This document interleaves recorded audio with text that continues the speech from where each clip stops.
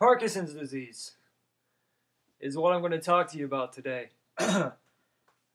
So there's a lot of things about Parkinson's disease.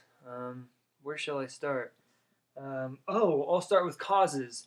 We don't know what causes Parkinson's disease. That's the end.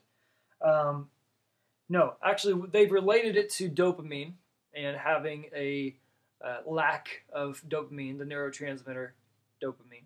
How it happens, or the pathophysiology. The main thing I think you need to know about this is just that, like what I was just talking about, dopamine, when you have less of dopamine, you're not able to stop something. So, with acetylcholine, I'm going to do this, I think. Okay, cool.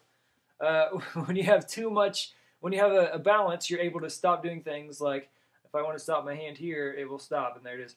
But when you have not enough or you have too much excitatory and not enough inhibitory neurotransmitters, then you don't have as much of an ability to just keep your hand still. You have too much excitatory neurotransmitters, so you can't stop movement completely. And that's about as much as I understand. So, and that's why we have Naomi here to explain more. So you can read more on that. Signs and symptoms, the key things, and I'm going to read them off to you. They're on your paper as well.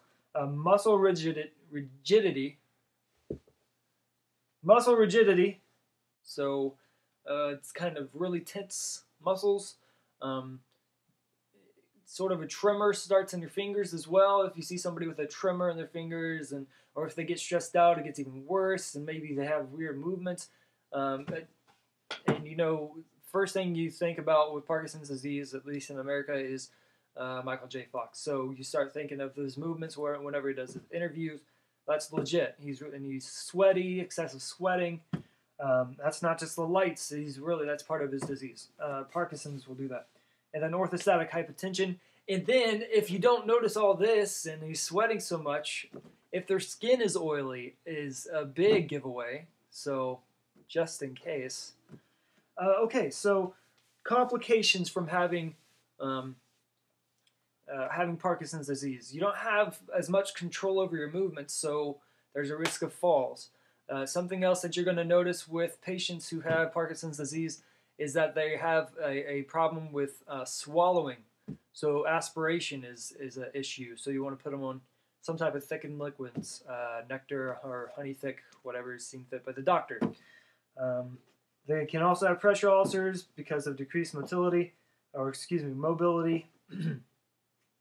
then UTIs just because of their inability to hygiene themselves or clean themselves, or all in all, they could just, or lack of care from people, perhaps in nursing homes, if you guys haven't caught on that. Anyways, whoa, that's a soapbox. Let's move on. The main way to diagnose, there's no one specific way really to diagnose. What you see on your paper is basically a urinalysis can perhaps show decreased dopamine, and they just go by the patient's history and things. One thing that they do with neurologists will actually, if they have tremors and other signs and symptoms of Parkinson's disease, is they'll just literally give them medicines that will help usually with Parkinson patients. And if they react to it well, hey, you got Parkinson's. But if they don't, then they'll try to figure out if it's a low blood sugar or whatever it is. Man, low blood sugar, where'd that come from? Treatment, medical treatment. Levodopa, which is just a dopamine replacement. Anticholinergics, which we just learned about. So I'm not going to tell you about it because I don't have to know it yet for a test. Stereotactic neurosurgery. That's a big one. Deep brain stimulation. Oh, okay, so with that, no, I don't know what that means. Fetal cell transplantation. And that's where they take, I don't know either. Physical therapy, there's one. Okay, that's where you just do movements with them, walking, stretching, swimming if you have a pool. but things just that will help them in their daily or their ADLs, that will help them with movement, that will help give them more joint mobility and control over their muscles. Just try to help them do controlled exercises so they can control themselves. Okay. Nursing actions. Just like what I was saying. I mean, obviously, you're going to want to check them because they do tend to have bowel incontinence. That you want to make sure that they're having that they're voiding, that they're having bowel movements on a regular basis. Put them on a schedule. Perhaps that'd be a good thing to do. It's good, obviously, to do the range of motion with them and help them get more movement, things like that. Check their vital signs.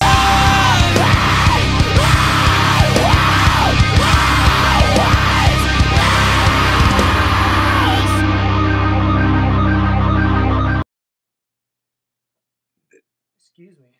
I'm going to leave that. I'm not going to edit that out. I want you guys to know that I burp. You also want to give them independence. Encourage it, actually, because you don't want them to think that they're going to be able to rely on other people forever. I mean, the key is not that we get them to where they can just live. It's that we give them a life and a quality of life. So we don't want to just do everything for them.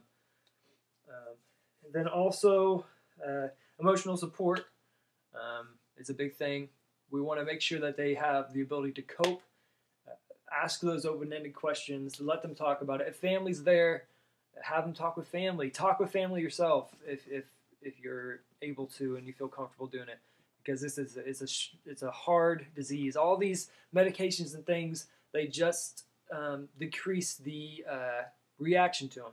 It's not as if it's going to stop Parkinson's disease. Nothing necessarily yet stops Parkinson's disease or cures it. So with that, question is, what is levodopa? And let's see. A, is it a muscle relaxer? B, is it a pain reliever? C, is it a neurocholineomyelinator? Or D, is it a dopamine replacement? I'll give you some time.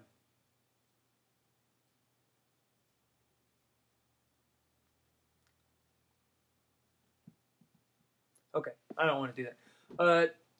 The answer is D. Okay, A, it's not a muscle relaxer. That's a good idea though, because the movements, tremors. You'd think that's good. It's not. B, it's not a pain reliever. That would be a stupid guess, ladies and gentlemen. Sorry. It's C. It's not. That's a word I made up. D, it is actually a dopamine replacement, and I mentioned that earlier. So for those of you who are searching all through my little, it's not in there. With that, Naomi, the classroom is now yours. Okay. Anytime, Naomi. Go ahead and cut it.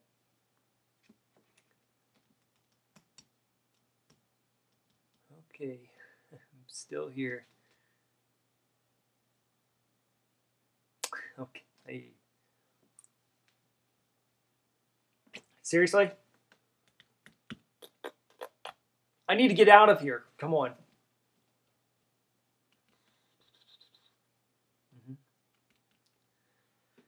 Okay.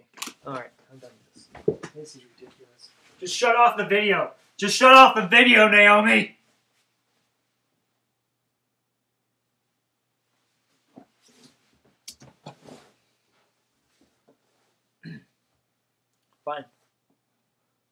Fine. Shut it off myself.